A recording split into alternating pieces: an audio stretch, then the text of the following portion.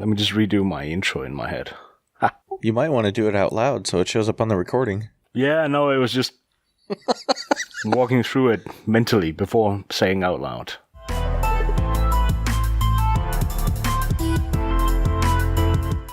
And welcome back. It's another one of those newsy things. This time we have Overkill's The Walking Dead have fallen a little bit. There's another division of some other fallen ones that will be in April. There's some tech support for Drac. And then THQNordic did a fuck-up. But more on that in a moment, because it is March 1st. My name is Christian, but you can call me G. And with me is Drac. Well, if Bam was here, I might start singing Thank God It's Friday or something like that just to mess with him. But I guess since G's here and he's doing more of an official, like, newsy-sounding intro, I'll behave. Well, you can sing if you want to. That's never stopped me. Yeah, but it's all in fun to punish Bam, and since he's not here, I don't want to punish our listeners. Fair enough. Well, should we get into it? Let's do that. Good. Well, the first things, our good friends over at Special Effect, they have had another one of their game blasts where people sit in front of a computer and stream video games, all in the name of charity. And they raised 105 British pound. That doesn't make sense. 105,000 British pound. That sounds a little better. Yeah, this is one of those things they keep doing, and, we kind of love them for it. Special Effect have a place in our heart, helping out people with various handicaps and limits get into gaming or get back into gaming, whether it be injuries, veterans, etc. And I kind of like the fact that people are still stepping up and it's still managing to get this much attention. Yeah, this is a super cool thing. It's really neat that you're getting a chance for folks who are very passionate and love gaming to get to share that passion and bring it to some folks who might not otherwise been able to take part in that. So that's super cool. And from what I understand with the press release we were looking at is folks are still donating, or at least I think it was as of the 27th they were still donating to this charity. So we'll put a link description below so you guys can take a look at that if you're interested in donating as well. They always accept donations, and if people wonder what they do with it, a lot of it goes towards special equipment, special joysticks, and just help and consulting. They send people out who will help set up all these equipment that is needed or that people might need to play video games. And the scary part is they actually become really adept at playing. It's not uncommon to get your ass whooped by somebody that they've helped. Yeah, that's always a super cool thing when you get a victory like that. Anyways, should we go on to the next topic? Well, real quick before we do, there is another charity thing that's going to be happening here in the very near future. Ooh. There's folks that are going to be doing a 36-hour gaming marathon to raise money for Alzheimer's research in the UK. And that's going to be taking place on the 23rd of March. 36 hours. Ooh, I couldn't even do that. I don't think I want to think about... Yeah, no. I'm sure I would pass out. Like, even if I tried that, I'd be sitting there, some point during the live stream, I'm probably nodding off with my fingers on the keyboard, having some character just running into a wall. Yeah, no, my neurological condition kind of triggers at that point. I would be having problems even just holding a controller. But, again, as I say, this is something they do because it's a topic, it's a cause that's close to their heart, and I really want to see it. Not all 36 hours of it, but we'll definitely be checking out the Twitch channel, and we'll put a link into it. Well, I guess we can hit the next topic you have on our list for us. From something upbeat to something absolutely effed up. THQNordic. Somebody. And blame seems to be moving around a little bit, people pointing fingers internally. They went out and announced a Ask Me Anything on AMA over on 8chan of all places. And collectively, the internet just set up and said, "The fuck you doing?" Well, I would say most of the internet said that, and my initial reaction was not the same as most of the internet, but only because I actually had not heard of 8chan. I'd heard of 4chan and some of the things there, but I hadn't actually heard of 8chan until all of this. So the reaction to the news got me curious. Then once I started reading what 8chan was, I had a hard time understanding why they would even do an AMA there. I don't know. I don't get it. Yeah, people who don't know what it is, go look it up, because I'm not going to do it for you. But I can save you the time. It's really not a place worth going anyway. Yeah. What was interesting was they came back and said, oh, they have no idea. Yeah, their PR reps apparently applauded questionable pictures, let's put it that way, memes and jokes that are of a nasty nature. And then came back and said they didn't mean, they didn't say, oh, you did.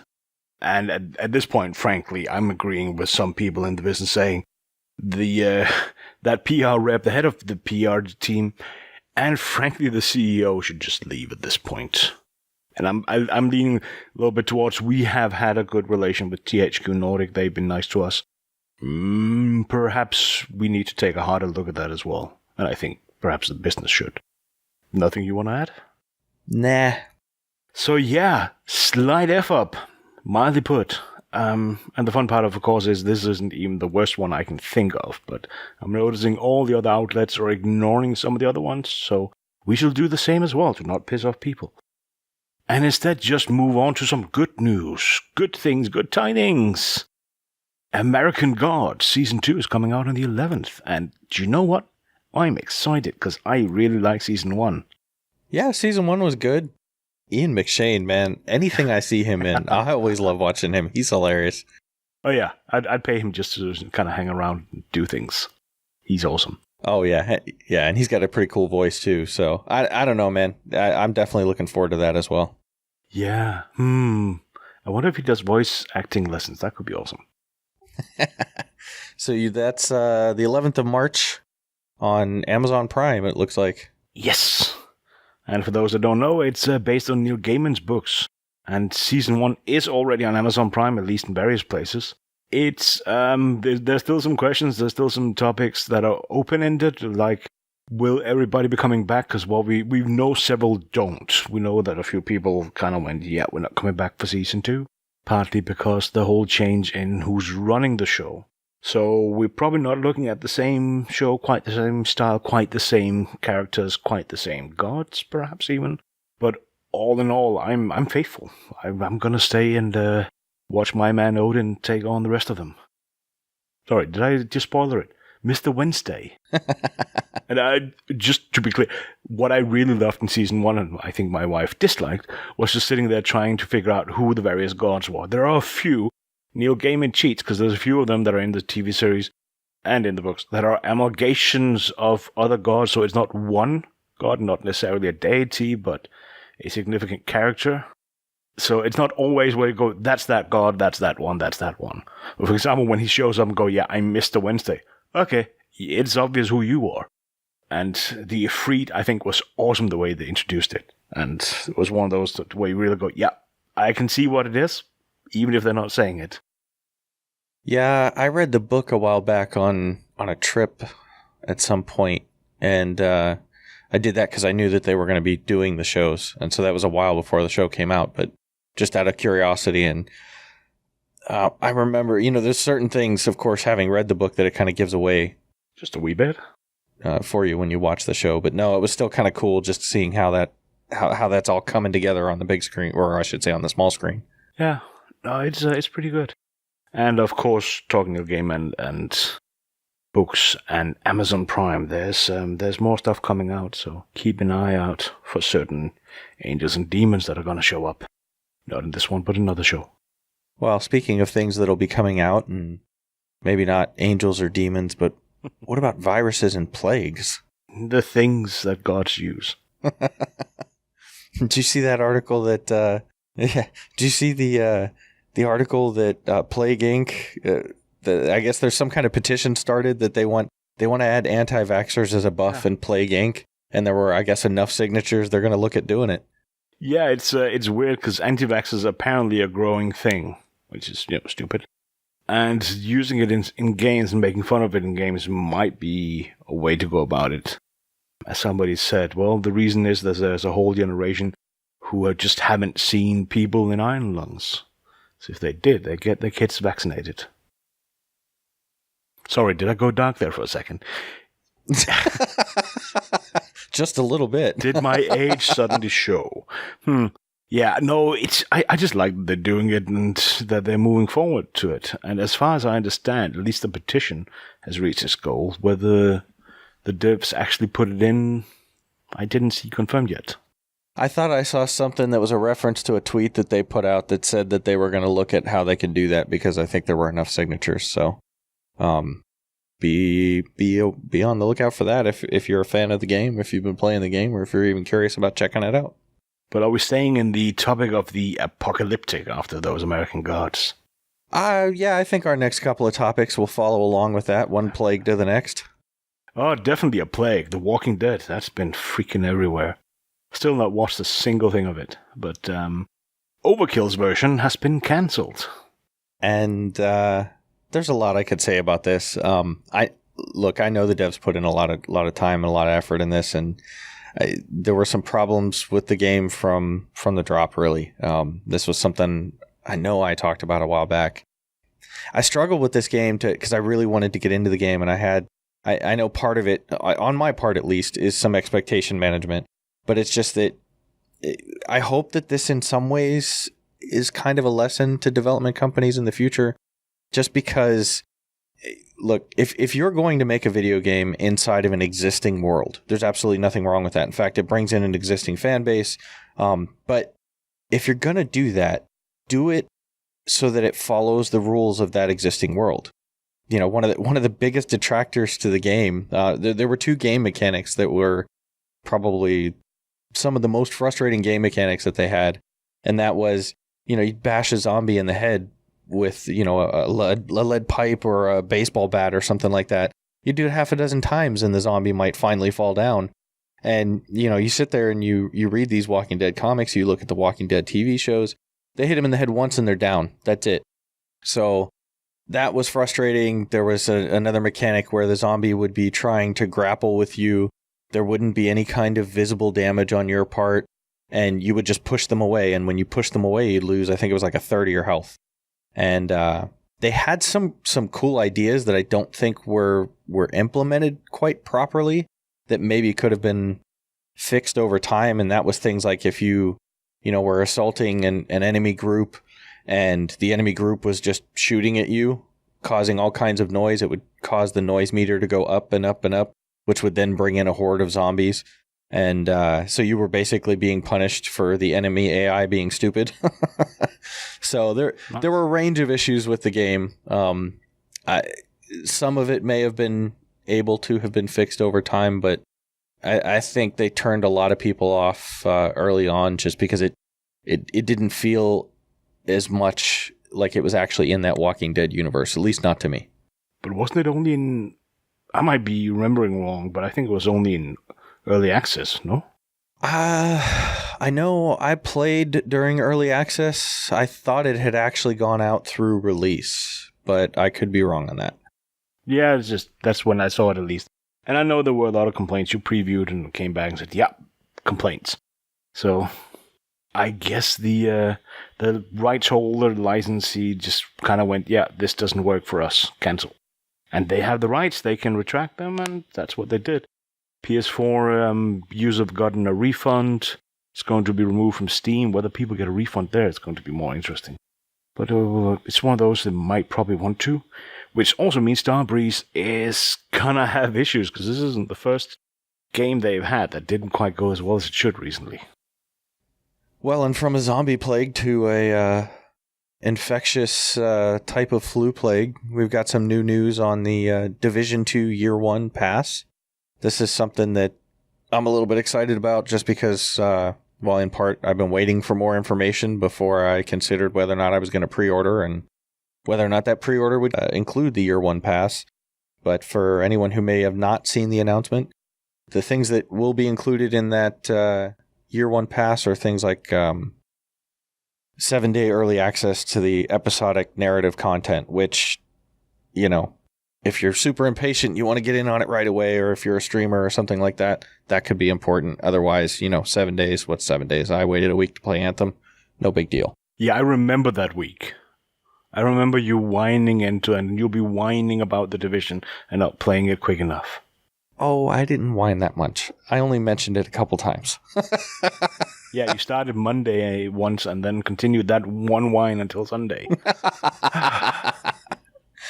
So the other thing you'll get with the year one pass is an instant unlock of their specializations that they're going to be adding on. They're going to include 3 additional specializations for everyone once they reach max level.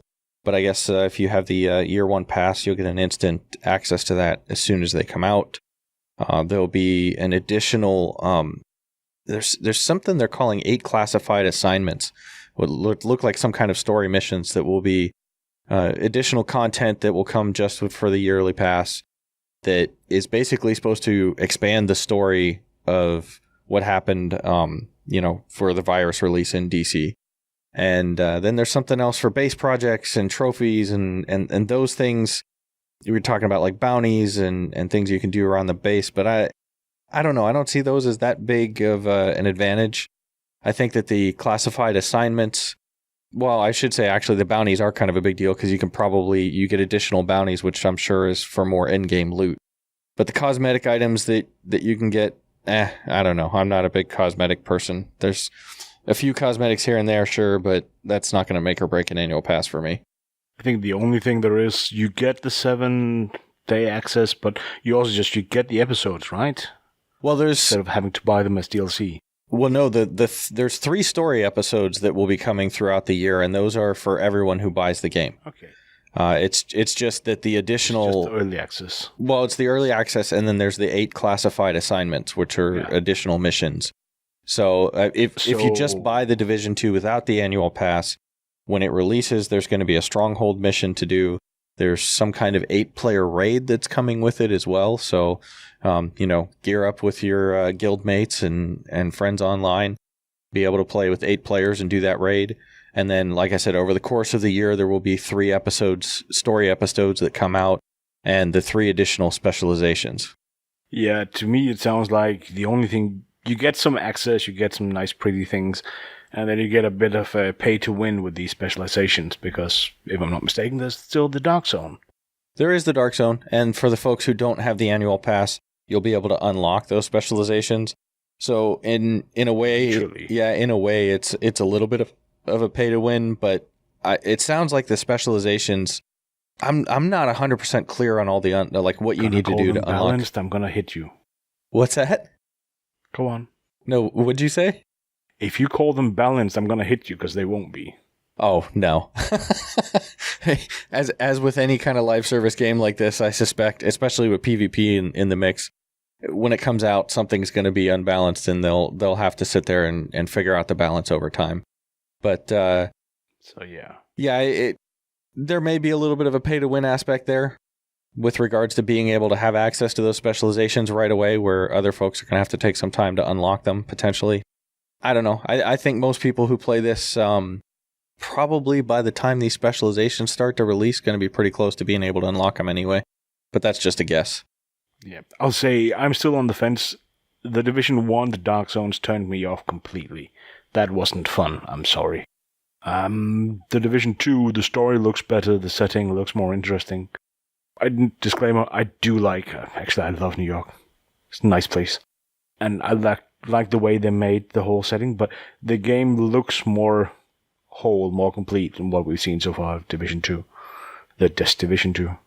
So, yeah, I'm still on the fence. If the Dark Zone doesn't turn out to be terrible, I might actually get this one. It definitely looks like an improvement, and it's interesting how they've split it up into 3 separate Dark Zones. I wasn't a big fan of Dark Zone stuff either. I'm not a big fan of PvP anyway, but I don't know. I played through the first one. I had a good time with it, but I didn't really stick with it much past the story. So we'll see how long I stick with this one after the story's over. Dark Zone wasn't PvP, it was TVT. Troll versus troll. That's all it was. Sorry. Okay, should we leave the Division behind and move on to... Okay, it gets more boring. Star Wars. Jedis. I was going to say, move to a galaxy far, far away. Yeah, I don't know if... Yeah, let's go and watch a game based on Lord of the Rings in space. That sounds awesome. Yeah, but that's what Star Wars is. Yeah, it sounds awesome.